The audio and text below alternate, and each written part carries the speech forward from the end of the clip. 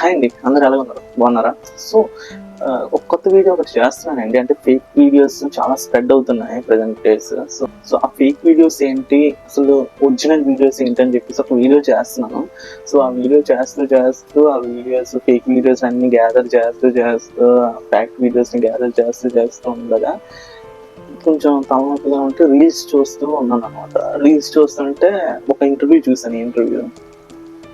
Interview చూస్తే ఎంత పెద్ద కామెడీ ఇంటర్వ్యూ అంటే, నిజంగా బేసిక్ నాలెడ్జ్ ఉన్న వాళ్ళు కూడా ఈ ఇంటర్వ్యూ చూస్తే నవ్వుకొని చచ్చిపోతారు. సో ఈ వీడియోలోని ఎవరైతే ఇంటర్వ్యూ చేస్తున్నారో అతన్ని ఇంటర్వ్యూయర్ కాకుండా యాంకర్ అని చెప్పేసి పిలుద్దాం అనుకుంటున్నాను.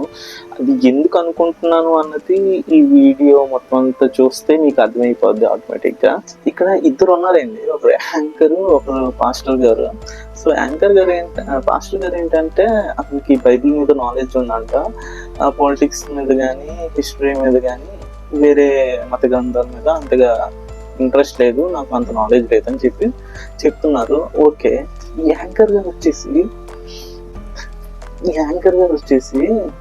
తనకున్న నాలెడ్జ్ని, హిస్టారికల్ నాలెడ్జ్ని బయటపెట్టి ఏదో చెప్పేస్తున్నారండి. నవ్వుకొని తెచ్చిపోయాను అనమాట అది చూస్తుంటే. పోనీ ఇతను ఎంత కామెడీగా మాట్లాడుతున్నారు కదా యాంకర్ గారు అని చెప్పేసి కామెంట్లో వెళ్తారు. యాంకర్ గారు సబ్బాస్ అండి, ఏం చెప్పారండి, పాస్టర్ గారికి నోరు మూయిస్తారండి, అది ఇది అని చెప్పేసి కింద కామెంట్లు చూస్తుంటే నా మైండ్ బ్లాక్ అయిపోయింది. అసలు ఏంటిది కామెడీ ఇంటర్వ్యూ ఇది? అక్కడ యాంకర్ అని చెప్పేవన్నీ సోది మాటలు. సో దీన్ని ఎందుకు వీళ్ళందరూ ఎంత బాగా చేస్తున్నారు అంటే, చెప్తే నమ్మేస్తారు కాబట్టి వీళ్ళు ఇలాగా ఇంకా ఇంటర్వ్యూలు ఇలా చెప్పుకుంటున్నారని చెప్పేసి అర్థమైంది.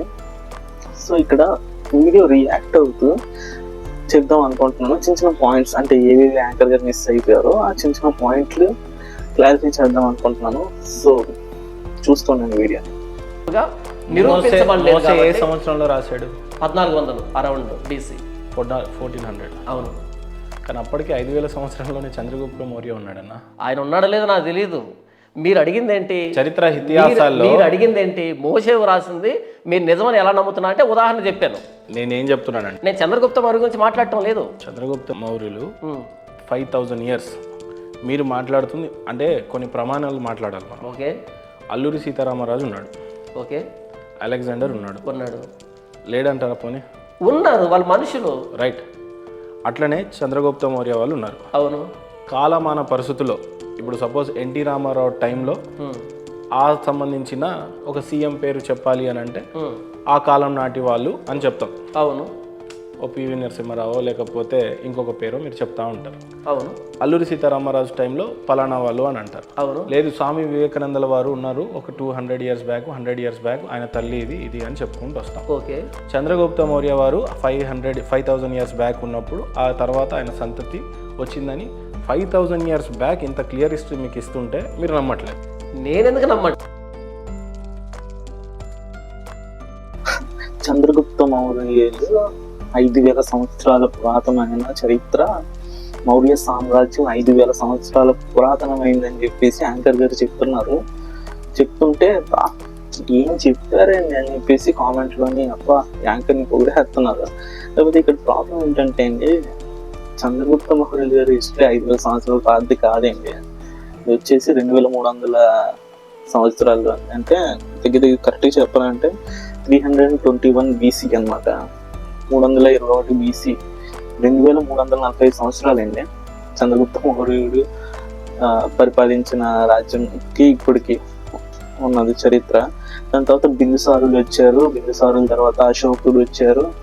అలా పరిపాలన అనేది సాగింది. అశోకుడి తర్వాత మౌర్య డైనస్టీ అనేది అంతమైపోవడం అనేది జరిగింది. సో దాన్ని తీసుకుని వచ్చి 5000 సంవత్సరాల పురాతనం ఉంది అని చెప్పేసి చెప్తున్నారు. పోనీ నేనేమనుకున్నానంటే, ఓకే ఒకసారి టంగ్ స్లిప్ అయిపోయింది, 5000 సంవత్సరాలు అనేసారు అని చెప్పి అనుకున్నాను. ఇదే రిపీటెడ్గా మాటి చెప్తూ ఉంటారు. అక్కడ నాకు అది నవ్వాలో ఎలా నాకు అర్థం ఉండదు. తెగ నవ్వు వచ్చిందండి. కామెడీ అనిపించడం మీకు కూడా అనిపించి ఉంటుంది, కాకపోతే కొంతమందికి అనిపించలేదు అనుకుంటా. ఎందుకంటే తెలియని వాళ్ళు కూడా చాలా మంది ఉంటారు కదా, వాళ్ళందరూ 5000 సంవత్సరాలు ఈ క్రిస్టియన్స్ అంటే అని చెప్పి చాలా మంది అనుకుంటూ ఉంటారు. సో యాక్చువల్గా అయితే 5,000 సంవత్సరాలు కాదండి, పేర్లు అయితే తెలుసు, కాకపోతే ఇయర్స్ అనేది తెలియదు కాబట్టి తనకు నచ్చిన అన్ని సంవత్సరాలు వేసుకుంటూ వెళ్ళిపోయారు అంతే. సో ఇదొకటి అండి. 1400 ఇయర్స్ నమ్ముతున్నాను. లేదు, మోజెస్ అనే వ్యక్తికి 1400 ఇయర్స్ బీసీలో దేవుడు కనిపించి నేనే నీ దేవుడు అని భూమిని సృష్టించాను అని ఎప్పుడు చెప్తున్నాడు? 1400 బీసీ అంటే గట్టికి కొడితే 2000 సంవత్సరాల క్రితం కూడా కాదు, 5000 సంవత్సరాల నాటికి అందనే సివిలైజేషన్ జరిగిపోయింది. ఇక్కడ చూడండి యాంకర్ ఎంత నాలెడ్జ్ పర్సన్ అంటే, ఇక్కడ మోషేకి దేవుడు కనిపించాడు 1400 బీసీ అని చెప్పి చెప్తుంటే యాంకర్ సాయం చెప్తున్నారు, ఏంటని చెప్తున్నారంటే 1400 బీసీనా అంటే గట్టికి కొడితే 2000 సంవత్సరాలు కూడా కావు అంట. 1400 బీసీ అంటే 2000 సంవత్సరాలు కూడా కావా? ఏంటండి ఎక్కడ నుంచి ఇచ్చారండి యాంకర్ని? 1400 బీసీ అంటే ఈ 2000 సంవత్సరాలు 2024 సంవత్సరాలు ప్లస్ ఆ 1400 సంవత్సరాలు కలిపితే 3424 సంవత్సరాలు అని చెప్పేసి చెప్పాలి. గట్టి కొడితే 2000 సంవత్సరాలు కూడా కావు. ఎక్సలెంట్ అమ్మా, ఇక్కడ మటుకు ఎక్సలెంట్. ఇంకా చూద్దాం. ఇండో ఆరియన్స్ గురించి తెలుసా మీకు? తెలుసు. ఏ సంవత్సరంలో వచ్చారు ఇండియాకి? ఎగ్జాక్ట్గా ఏది గుర్తులేదు. 700 ఇయర్స్ బీసీ బ్యాక్ వచ్చారు. ఓకే. 700 ఇయర్స్ బ్యాక్ వచ్చారు. ఓకే. ఇండో ఆరియన్స్. ఓకే. వాళ్ళు ఏ కమ్యూనిటీకి చెందిన వాళ్ళు? ముస్లిం కమ్యూనిటీకి చెందిన వాళ్ళు. ఏమో. చంద్రగుప్త మౌర్య 5000 ఇయర్స్. నేను మీకు అప్పటి నుంచి మాట్లాడుతున్నాను ఎందుకంటే ఇక్కడ చూడండి, ఇండో ఆరియన్స్ అంటే ఎవరో తెలుసా? ఇండో ఆరియన్స్ అంటే ఎవరో తెలుసా అని చెప్పేసి అడుగుతున్నారండి యాంకర్ గారు. అడిగేసి ఏంటంటే పాస్టర్ గారు లేదండి తెలియదండి అనగానే ఇంకా కాన్ఫిడెన్స్ వస్తుంది. వచ్చేసి 700 బీసీ తెలుసా? 700 ఇయర్స్ అప్పుడు వచ్చారు వాళ్ళు. ఆ ఇండో ఆరియన్స్ ఎవరో తెలుసా? ఏ ధర్మాన్ని పాటించేవారో తెలుసా అని చెప్పారు. నేనేమనుకున్నానంటే కొన్ని 700 బీసీ అన్నారు, కొన్ని ఇయర్ తప్పుగా చేపిస్తారు, 700 బీసీ అన్నారు కదా, పోనీ దగ్గర అలా చేపిస్తారేమో అనుకున్నాను. ఇందులో ఏ ధర్మాన్ని పాటించేవారు తెలుసా అంటే ఓకే ఇప్పుడు ఇతను కరెక్ట్ గా చెప్తారు, నెక్స్ట్ పాయింట్ చెప్తారులే, ఇయర్ ఏముంది గజిబిజి అయిపోయి ఉంటారు అనుకున్నాను. ఇక్కడ వచ్చేసి వాళ్ళు ముస్లిం మతాన్ని పాటించేవారు తెలుసా? ఇంకో ఫ్రెండ్స్ ఎవరు తెలుసా? వాళ్ళు ముస్లిం మతాన్ని పాటించేవారు అని కానీ నవ్వు ఆగలేదండి. మరి దారుణం అంటే ఇదే ఇంటర్వ్యూ ఎవరు హిస్టారియన్స్ కానీ లేకపోతే వేరే ఇంటర్వ్యూ చేసేవాళ్ళు కొంచెం హిస్టరీ మీద లిటిల్ బిట్, ఇప్పుడు నాకు ఒక 5% నాలెడ్జ్ ఉంటుంది హిస్టరీ మీద, పెద్ద నాలెడ్జ్ ఏం కాదు, 5 to 10% ఉంటుంది. నాకెంత నవ్వు వచ్చిందంటే ఆ పెద్ద అందరూ చూస్తే ఇంటర్వ్యూ నవ్వు చచ్చిపోతారేమో. దీనికి మళ్ళీ కామెంట్ లోని వావ్ యాంకర్ గారు మీరు కేకా తోపు ఎక్సలెంట్ అని చెప్పేసి ఏదో పెట్టేస్తున్నారు. కానీ ఈ ఇండో ఆడియన్స్ అంటే ఏంటంటే ఇది పెద్ద హిస్టరీ ఉందండి. వేదిక్ ధర్మాన్ని పాటించేవారన్నమాట. ఈ వేదిక్ ధర్మం ఇండియాలోకి పక్క దేశాల నుంచి వచ్చింది. కొంతమంది మైగ్రేట్ అయ్యి ఇక్కడికి వచ్చారు ఆర్యులు, సో వాళ్ళది వేదిక్ ధర్మము అని చెప్పేసి చెప్తూ ఉంటారు. దీనికి ఎగ్జాక్ట్ గా నేను చెప్పాలంటే వీళ్ళు 1500 BC కాలంలోని మైగ్రేట్ అయ్యి రిఫ్యూజీస్ కింద మైగ్రేట్ అయ్యి ఇండియాకి వచ్చారు. ఇక్కడ ఉండే మతాలతో కలిసిపోయి వాళ్ళ మతాన్ని ప్రచారం చేసుకోవడం స్టార్ట్ చేశారు అని చెప్పేసి ఒక థియరీ ఉంటుంది, DNA టెస్ట్లు వీటి గురించి ఉంటుంది. నేను వీటి గురించి ఒక వీడియో అయితే నేను కన్ఫర్మ్ చేస్తాను, ఎందుకంటే కామెంట్లు చూసిన తర్వాత ఎంత నాలెడ్జ్ అనేది అందరికీ పెరిగిపోయింది కాబట్టి ఒక ఫ్యాక్ట్ వీడియోలు చేసి మనం ఒక వీడియో అనేది చేసి పెట్టాలని చెప్పేసి నాకు అర్థమైపోయింది. సో ఇండో ఆర్యన్ అనేది చాలా పెద్దదైంది. వేదిక్ ధర్మము అన్ని కలిపి వచ్చేస్తుంది ఇంట్లోనే. ఎందుకంటే వేదిక్ ధర్మం, ప్రాకృతిక ధర్మము, ఇండస్ వ్యాలీ సివిలైజేషన్ గురించి చెప్పాలి, ఇటు మెస్పిటోనియా గురించి చెప్పాలి, ఈజిప్ట్ సివిలైజేషన్ గురించి చెప్పాలి, ఇండస్ వ్యాలీ గురించి చెప్పాలి, చీకో సివిలైజేషన్ గురించి చెప్పాలి, ఏషియన్ చైనీస్ సివిలైజేషన్ గురించి తెలియాలి.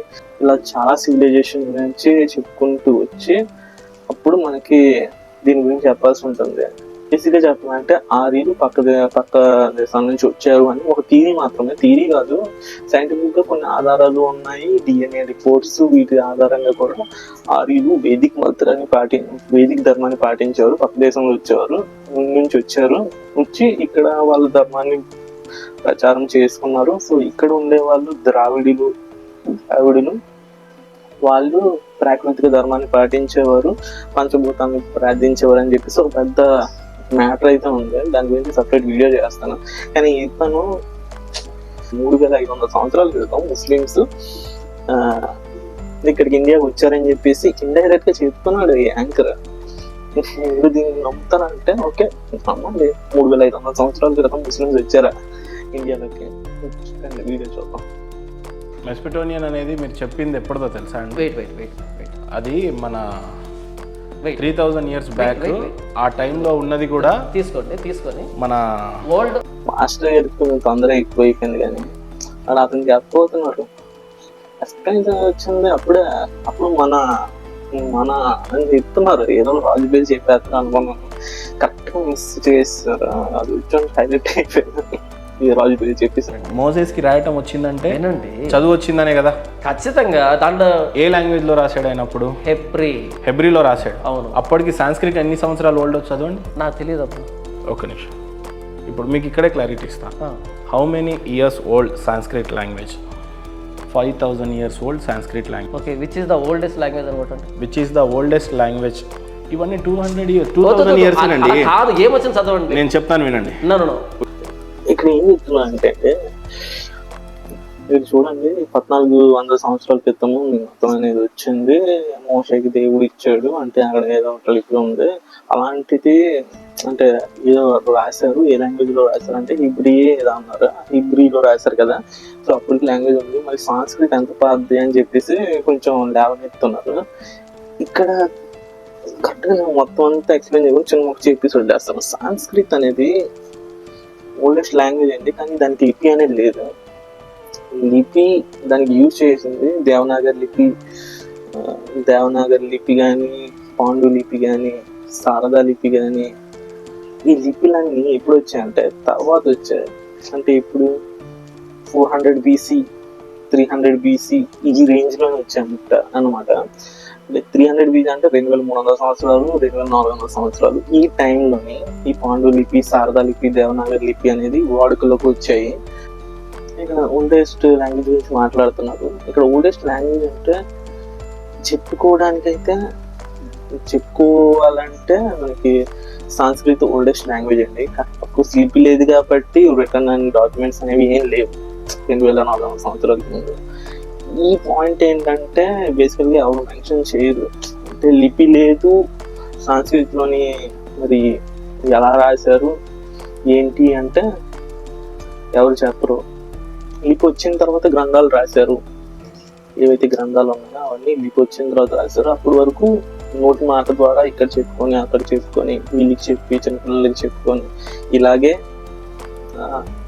వేదిక ధర్మం అనేది రన్ అవుతూ ఉండేది. ఇలా ఉండాలి అలా ఉండాలి అని చెప్పి నోటి మాట ద్వారా చెప్పుకొని వేదిక ధర్మం అనేది రన్ అవుతూ ఉండేది. ఇప్పుడైతే లిపి అనేది వచ్చింది, ఆ లిపిని పోస్ట్ చేసుకొని వ్రాతలు రాసుకోవడం అనేది మొదలెట్టారు.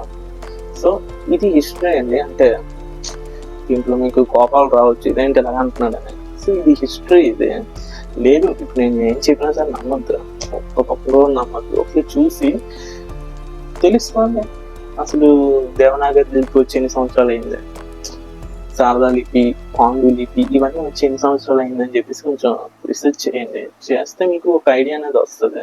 నేను ఫుల్ వీడియోలోనే క్లియర్గా చెప్తాను. దీంట్లో నార్మల్ చెప్పాలి కాబట్టి నేను చెప్పేస్తున్నాను. 2000 సంవత్సరాల దగ్గర నుంచి ఉన్న గుడుల్లోని లిటరేచర్ అనేది దొరుకుతుంది. అంటే రాసి ఉంటాయి, గోడ మీద వీటి మీద రాసి ఉంటాయి. కానీ ఏదైతే గుడులు అవి బౌద్ధ మందిరాలు కావాలి. ఓకే, ఈ టాపిక్లోకి నేను ఆగకూడదు అని డెప్త్లోకి వెళ్ళిపోతున్నాం. సో ఇక్కడ నుంచి ఆ వీడియోలో చేస్తాను, వీడియోలో చెప్తాను అండి. సో మీరు గుడ్డిగా ఇప్పుడు నేను చెప్పాను నమ్మేయడం, ఈ యాంకర్ చెప్పాడు నమ్మేయడం, ఇంకా పాస్టర్ చెప్పాడు నమ్మేయడం, యూట్యూబ్లో రీల్స్ చూసాము నమ్మేయడం, యూట్యూబ్లో వీడియో చూసాము నమ్మేయడం, ఇలాంటివి కాకుండా క్వశ్చన్ అనేది ఉండాలి. సో ఇప్పుడు నేను చెప్పాను లాంగ్వేజ్ అనేది ఇప్పుడు వచ్చింది అండి దేవనాగరి లిపి 2300 సంవత్సరాల క్రితం వచ్చింది, 300 to 400 BCలోనే అని నేను చెప్పాను కదా. నమ్మద్దు, విన్నారా? ఇప్పుడు వీడియో పాస్ చేసి అసలు ఇప్పుడు వచ్చిందని చెప్పేసి రీసెర్చ్ చేయండి. ఒక రోజు పట్టచ్చు, ఒక 2 గంటల 3 గంటల రీసెర్చ్ చేసి దాని తర్వాత వచ్చి వీడియో చూడండి. దాని తర్వాత బాగుంటుంది. లేదు చెప్పగానే కోపం వచ్చేసి కామెంట్లోకి వెళ్ళి తిట్టడము ఇవి చేయడం వల్ల మీకు నాలెడ్జ్ రాదు, ఎడిటోడు కూడా ఫీల్ అవ్వడం అనేది జరుగుతుంది. సో సరే తెలుసుకోండి, తెలుసుకొని అది తప్పు అయితే కామెంట్లో నాకు చెప్పండి. దేవనాగరికి వచ్చి 2300 సంవత్సరాలు కాదా 7 లక్షల సంవత్సరాలు 100 సంవత్సరాలు అని చెప్పేసి మీరు చెప్పచ్చు, నేను వింటాను. సో ఒకసారి మీరు సెర్చ్ చేయండి వీడియోలు కన్నా. ఎట్లాంటి అడ్మినిస్ట్రేషన్ ఉండేవి, మనుషులు ఎలా నివసించేవాళ్ళు, ఎలా జీవించేవాళ్ళు అన్నది జరిగిపోతా ఉంది ఒక సైడ్ నుంచి. అంటే ఇక్కడ జరిగిపోతున్న క్రమంలో ఇప్పుడు నేనేమంటానంటే, ఇప్పుడు పోనీ మీకు అర్థమయ్యే భాషలో చెప్తా. నా చరిత్ర మొత్తం చెప్పితే కాదు, 20,000 years 10,000 years back side Konark ఆలయం చరిత్ర చెప్తుంటే అది కాదు చరిత్ర అంటున్నారు. ఇక్కడ కోనార్క్ టెంపుల్ 20,000 years 10,000 years అని చెప్తున్నారు కదా. ఇక్కడ నేను ఇది చెప్పాలనుకోవట్లేదు, మీరు జస్ట్ వెళ్ళండి, వెళ్ళి ఎన్ని సంవత్సరాల పాతది హిస్టరీ కోనార్క్ టెంపుల్ అని చెప్పేసి ఒకసారి సెర్చ్ చేయండి. అది ఇప్పుడు కట్టారు, ఇప్పుడు నుంచి అక్కడ పూజలు అనేవి స్టార్ట్ అయ్యాయి, అది ఒకసారి సెర్చ్ చేయండి. ఇతను చెప్పింది కరెక్ట్ రాంగ్ అది మీకే అర్థమైపోతుంది. ఇప్పుడు నా బట్టి నేను చెప్పాలంటే కోనార్క్ ఆలయంకి 10,000 20,000 కాదండి 1000 సంవత్సరాల హిస్టరీ కూడా లేదు. సో నా ప్రకారము, సో నేను కరెక్ట్ టైం పీరియడ్ అయితే నేను చెప్పట్లేదు, ఎందుకంటే చెప్తే మీరు తిట్టేస్తారని చెప్పేసి నాకు తెలుసు. సో జస్ట్ మీరు వెళ్ళండి, వెళ్ళి ఒకసారి సెర్చ్ చేయండి కోనార్క్ ఆలయం ఎంత పాతది, ఎప్పుడు కట్టారు, అసలు ఇప్పటి నుంచి పూజలు అవుతున్నాం, సరే సెర్చ్ చేస్తే మీకు ఒక క్లారిటీ అనేది వచ్చేస్తుంది. సో 20,000 సంవత్సరాలు అంటే చాలా పెద్దది, చాలా దూరంగా గెలిపారు ఇతను. సో అయితే అంత కాదండి, చూడండి ఒకసారి సెర్చ్ చేయండి.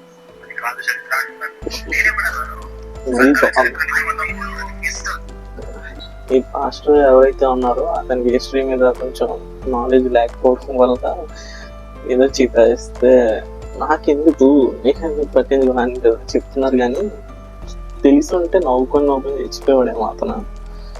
ఇది చెప్పలేదు, ఏముంది చెప్పడానికి, మీరు అసలు ఆ చరిత్రనే వినడానికి ఇష్టపడట్లేదు. ఉంటే చెప్తామన్నా. మీరు 2000 సంవత్సరాల దగ్గర ఆగిపోయినా, నేను 7,000 సంవత్సరాల దగ్గరికి పోయినా మీరు దానికి ఇష్టపడరు.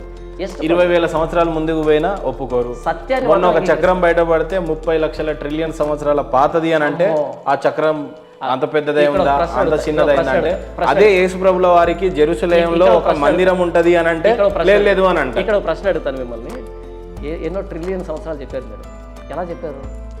ఆంకాలజీ వాళ్ళు చెప్తారు, ఆ ఒక డిపార్ట్మెంట్ అది ఎంత పాతదో పురాతనదో వాళ్ళు ఎలా చెప్పారు. ఇప్పుడు పారాసిటమాల్ వేసుకుంటే మీకు జ్వరం తగ్గుతుంది, నేను అడిగిందని చెప్పండి. నేను అదే అడిగితాను చెప్పండి. వాళ్ళకి ఒక ఎలా చెప్పారు? ట్రిలియన్ అన్నారు, అమ్మో పెద్ద పదం అది, అసలు ట్రిలియన్ అన్నారు, ఎలా చెప్పారు ఆ పదం? యాంకర్ గారు 5 లక్షల ట్రిలియన్ సంవత్సరాలు అంట. ఏంటండి ఇది, 30 లక్షల ట్రిలియన్ సంవత్సరాలు విష్ణు చక్రం బయటపడిందని చెప్పేసి ఎంత ఇదేంటండి ఏం మాట్లాడుతున్నారండి? కొంచెం తెలిసిన వాళ్ళు ఉంటే నవ్వుతారండి. ఏంటండి అంత పెద్ద స్టేట్మెంట్, విష్ణు చక్రం అంటే అన్ని సంవత్సరాలు పాతదని చెప్పి చెప్తున్నారు. సో ఇక్కడ యాక్చువల్గా ఏంటంటే దొరికింది విష్ణు చక్రం కాదు, దొరికింది ఏంటంటే ఒక డిజైన్ అనమాట. డిజైన్ అంటే ఏంటంటే ఒక ఎడారిలోని ఇలాగా శ్రీచక్రం ఆకారంలోని వేసిన ముద్ర లాంటిది దొరికిందనమాట. దాన్ని శ్రీచక్రం అంటే సైంటిస్టులు కూడా నమ్మట్లేదు, ఆర్కియాలజీ డిపార్ట్మెంట్ కూడా నమ్మట్లేదు.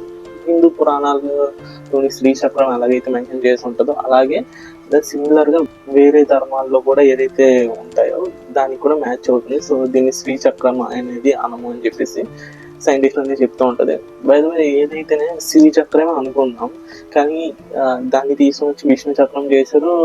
అక్కడ 2000 సంవత్సరాలు 2500 సంవత్సరాలు పాతది అయ్యి ఉండొచ్చు అని చెప్పేసి క్యాలిక్యులేట్ చేసుకుని దాన్ని తీసుకుని వచ్చి కొన్ని లక్షల ట్రిలియన్ సంవత్సరాలు పాతదని చెప్పేసి ఇతను చెప్పడం అనేది జరుగుతుంది. సౌత్ అమెరికా పెరులోని ఇలాంటి లైన్స్ అనేవి చాలా సంవత్సరాల క్రితం కనుక్కోబడ్డాయండి. సో అప్పటి నుంచి ఈ లైన్స్ మీద ఒక్కొక్కరు ఒక్కొక్క ఒపీనియన్స్ అనేవి ఇస్తూ ఉంటారు. సో ఏదైతే డిజైన్ అనేది డిజర్ట్లో దొరికిందో ఇలాంటి డిజైన్లు కామన్ అండి. ఏంటంటే నాజ్కా లైన్స్ అని చెప్తారు. 2009లోని టీవీలో చూసుంటే ఎన్టీవీలోని పొద్దున్న 9 గంటలకి ఏలియన్స్ గురించి, యూఎఫ్ఓల గురించి ఒక ప్రోగ్రామ్ అనేది ఇచ్చేస్తూ ఉండేవాడు చూసారా. దాంట్లో మనకి నాసికా లైన్స్ అనేవి చూపించేవాడు. అంటే ఈ రకరకాల ఆకారాల్లోని నాసికా లైన్స్ ఉంటాయి. అప్పుడు ఉండే సివిలైజేషన్స్ ఈ విధమైన లైన్స్ అనేవి చేసేవారు.